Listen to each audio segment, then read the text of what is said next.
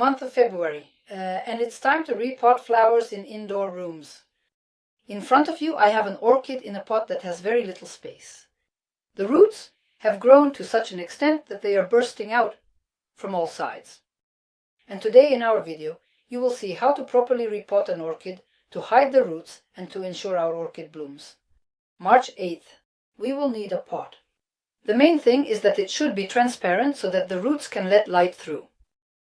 All pots, as a rule, for orchids should either be transparent or solid colored, but they must allow light to pass through.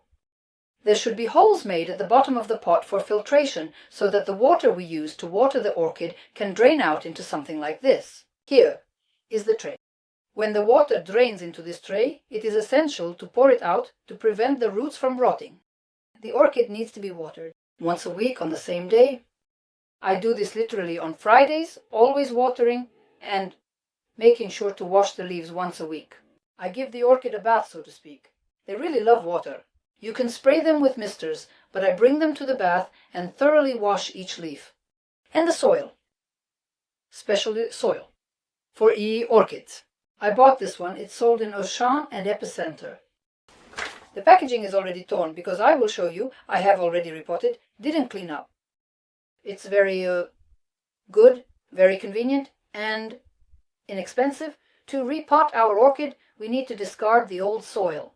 Because it has already rotted, it's been over 2 years and it's simply unusable. So we throw it away, discard the artificial parts, but carefully, so that the inner roots and the soil definitely rise. We clean it to ensure there are no roots.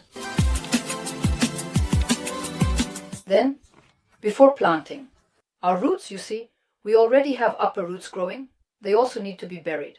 To repot our orchid, we need to thoroughly rinse all these roots under running cold water.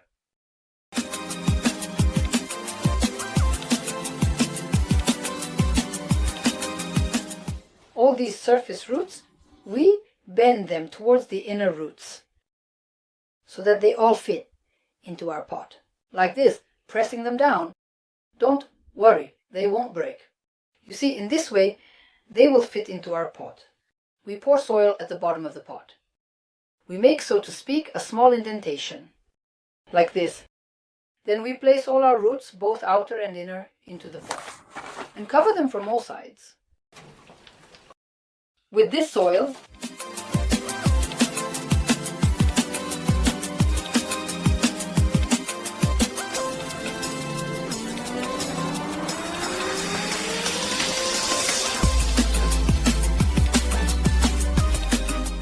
be sure to remove the leaves so they don't rot.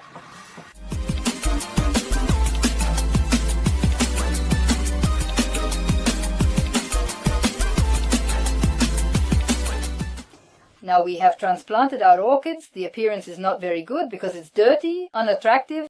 Now we are going to bathe it. After transplanting, all the leaves must be washed. The dirt from the pot must be washed off to be accepted. The appearance should be improved, and with one motion we will also water our orchids. Now until next Friday, after I water it now, I won't touch or bathe it. We will be at the start and she says, but no, not really like that. Temperature 20, 15 degrees, 13.